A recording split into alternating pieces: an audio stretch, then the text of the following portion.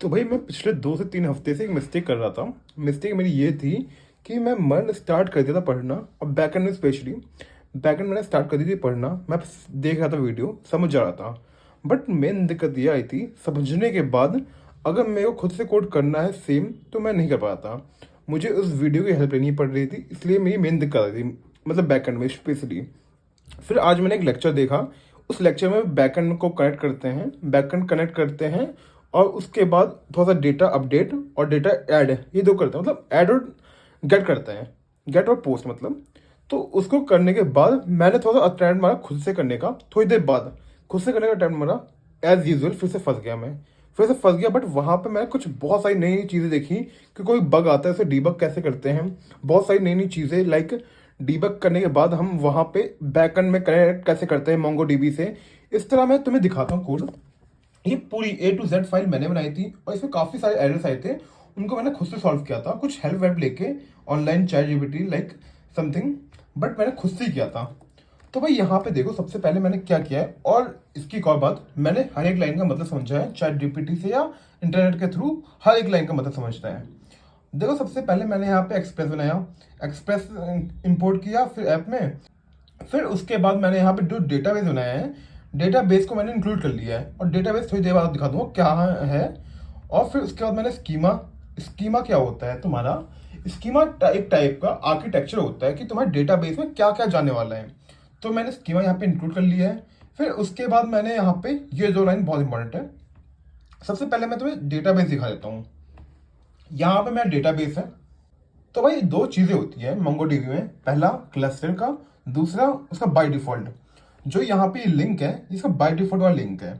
और एक और लिंक होता है क्लस्टर वाला। क्लस्टर वाले लिंक से क्या होता है कि तुम्हारा खुद का होता है वो क्लस्टर, मतलब यहाँ पे ये जाएगा लोकल होस्ट में सेव होगा, बट क्लस्टर तुम्हारा ऑनलाइन सेव होता है। तो भाई यहाँ पे मैंने इसको अपने लोकल होस्ट में सेव किया है। और फिर उसके बाद मैंने यहाँ पे ट्राई किया था एक बार क्लस्टर से भी करने का, हो गया था। और यहाँ पे इसको करने के बाद ये बाय डिफॉल्ट सिंटेक्स ये होता है, तुम चाहो या ना चाहो तुम्हें हर बार यही लिखना पड़ेगा, याद ही करना पड़ेगा, समझ लो ये सिंटेक्स। और फिर उसके बाद डेटाबेस में यहाँ पे मैंने इसको मोंगो से कनेक्ट किया। फिर उसके बाद मोंगो से थ्रू कनेक्ट कर दिया। फिर उसके बाद मैंने यहाँ पे 3 मैसेज डाले। अगर मेरा डेटाबेस कनेक्ट हो गया तो ये मैसेज होगा, डिसकनेक्ट हो गया तो ये मैसेज शो होगा, और अगर एरर आया तो ये मैसेज शो होगा। फिर उसके बाद मैंने एक्सपोर्ट कर दिया सेम। इसी तरह मैंने यहाँ पे, मेरे को क्या नीड चाहिए थी डेटा में, उसका मैंने यहाँ पे स्कीमा बनाया है। सबसे पहले मैंने मोंगूस को इंक्लूड किया, और ये हमेशा आएगा रिक्वायर, मतलब ये वाला सिंटेक्स हमेशा आएगा डेटाबेस में। जब हम ये डेटाबेस में बातचीत करेंगे ना, हमें मोंगूस हमेशा लाना ही पड़ेगा, क्योंकि ये एक इंटरफेस है। फिर उसके बाद यहाँ पे मैंने बताया है स्टूडेंट स्कीमा, और ये सिंटेक्स होता है मोंगूस और स्कीमा से सिंटेक्स होता है निकालने के लिए। मैं मोंगूस इंक्लूड कर लिया है इसी क्लास, और इसी क्लास का निकालने के लिए स्कीमा ऑब्जेक्ट मैं यहाँ पे डॉट स्कीमा कर रहा हूँ। और फिर उसके बाद मैंने नेम वेम डाला, फ़ोन नंबर, ये सब छोटी मोटी चीज़ें डाली। और ये इनम होता है, मतलब इन्हीं 5 चीज़ों में से, इन्हीं 4 चीज़ों में से एक होगा। फिर उसके बाद मैंने यहाँ पे स्टूडेंट को बनाया, और mongoose डॉट मॉडल मतलब एक्सपोर्ट एक्सपोर्ट कर दिया। फिर उसके बाद देखा जाए, मैंने यहाँ पे बॉडी पार्सर बनाया है। बॉडी पार्सर क्या होता है कि तुम्हारा जब यूजर डेटा भेजेगा, वो कहाँ पे भेजेगा, बॉडी में भेजेगा। वो बॉडी को एक्सेस करने के लिए हम यहाँ पे बॉडी पार्सर की लाइब्रेरी इंक्लूड करेंगे। और फिर उसके बाद उसको यहाँ पे एज हम app dot use body parser dot JSON करने के बाद वो एक्ट करेगी एज अ मिडल वेयर। और डॉट जेसन मतलब हमारा डेटा जेसन फॉर्मेट में है, ये एक्ट करेगी मिडल वेयर। मिडल वेयर मतलब ये होता है जाने से पहले मुझसे मिलके जाना। मतलब यहाँ पे ये चीज़ है, कोई भी डेटा जाएगा ना, एक बार यहाँ पे इससे मिलेगा जरूर जाएगा। मिडल वेयर मतलब बॉडी पार्सर से मिलकर जरूर जाएगा। फिर उसके बाद ये तो नॉर्मल था, हेलो वर्ल्ड प्रिंट करना था, देखा था मैं बैकएंड सर्वर रन हुआ कि नहीं हुआ। फिर उसके बाद यहाँ पे पोस्ट है। फिर पोस्ट में मैं यहाँ पे क्या कर रहा हूँ कि जो मैं डेटा है ना, मैं जो डेटा है मैं उसे डेटाबेस में सेव कर रहा हूँ। ठीक है, डेटाबेस में सेव करने के लिए ये हो सकता है एरर आ जाएगा, कंफर्म बात है, हो सकता है एरर आ जाए। तो एरर आएगा तो मैं ट्राई कैच यूज करूंगा, और डेटा में सेव हो रहा है तो इसका टाइम तो कंफर्म लगने वाला है, इसलिए मैं यहाँ पे इसका स्ट्रिंग कमेंट यूज कर रहा हूँ। और मैंने यहाँ पे क्या किया, एक मैंने डेटा बनाया। डेटा क्या स्टोर कर रहा है, जो मेरी बॉडी होगी ना उसकी रिक्वेस्ट जो भी आएगी यहाँ पे ये स्टोर कर रहा है। फिर उसके बाद मैं कंसोल डॉट लॉग करता हूँ कि मेरा जो डेटा है जो मैंने यूजर ने वहां पे पुट किया है वो मेरा डेटा आया है कि नहीं आया, कंसोल डॉट लॉग करता हूँ, आ गया है। फिर उसके बाद मैंने यहाँ पे न्यू स्टूडेंट बनाया। ये क्या है, यहाँ पे एक नया स्टूडेंट बना रहा हूँ मैं, ऑब्जेक्ट इस डेटा का, जो मैंने डेटा भेजा ना, इस डेटा का नया ऑब्जेक्ट बना रहा हूँ। फिर उसके बाद डेटा का नया ऑब्जेक्ट बनाने के बाद मैं इसको यहाँ पे न्यू क्या बोलते हैं, न्यू स्टूडेंट क्या है, न्यू स्टूडेंट है यहाँ पे ये वाली क्लास। और ये वाली क्लास क्या है, स्टूडेंट जो हमारा डेटाबेस है उसमें डेटा है। मतलब सिंपल बोलूं तो मैं यहाँ पे रेस्पॉन्स नाम का एक बना रहा हूँ वेरिएबल, जो स्टोर कर रहा है मेरा न्यू स्टूडेंट को, सेव कर रहा है, मतलब सेव कर रहा है हमारे डेटाबेस में। अवेट, क्योंकि यहाँ पे काफी टाइम लग सकता है इसलिए मैंने अवेट यूज किया है। फिर उसके बाद यहाँ पे अगर ये हो गया, इसके यहाँ तक प्रोसेस करने के बाद कोई भी एरर नहीं आया, तो मैं कंफर्म में डेटा सेव हो चुका है। और मैं यहाँ पे स्टेटस भेज दूंगा, स्टेटस 200 मतलब ओके है, और जेसन में रेस्पॉन्स भेज दूंगा। और इसके बाद अगर ऐसा नहीं हुआ, कैच मतलब कुछ एरर आ गया, तो मेरा यहाँ पे एरर प्रिंट हो जाएगा विद 500 कोड। और ये दूसरा कोड था गेट करने का, मतलब मैंने डेटा भेज दिया है, अब मुझे डेटाबेस से डेटा चाहिए कि मेरे पास क्या क्या डेटा है, ये इसका सिंटेक्स था।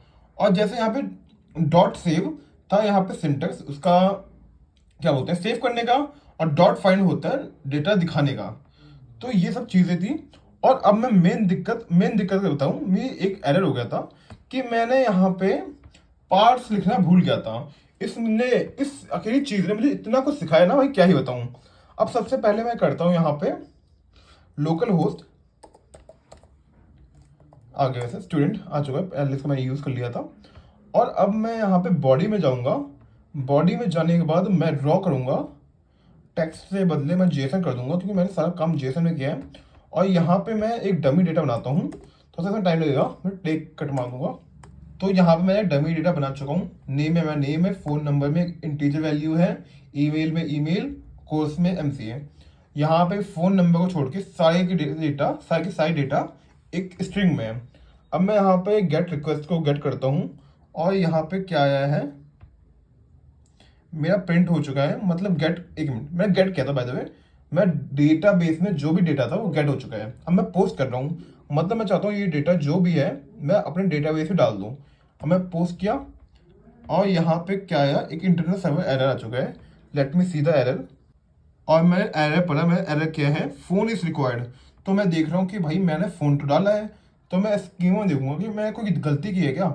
और मुझे यहाँ पे अपनी गलती पता चल गई कि मैं फोन, जो स्कीमा मैंने फोन डाला था वो सारे स्मॉल में था, और जो मैंने यहाँ पे लिखा है मैं कैपिटल में लिख दिया था गलती से। तो भाई यहाँ पे अब मेरे को एक नई चीज़ पता चली है, एरर पढ़ना।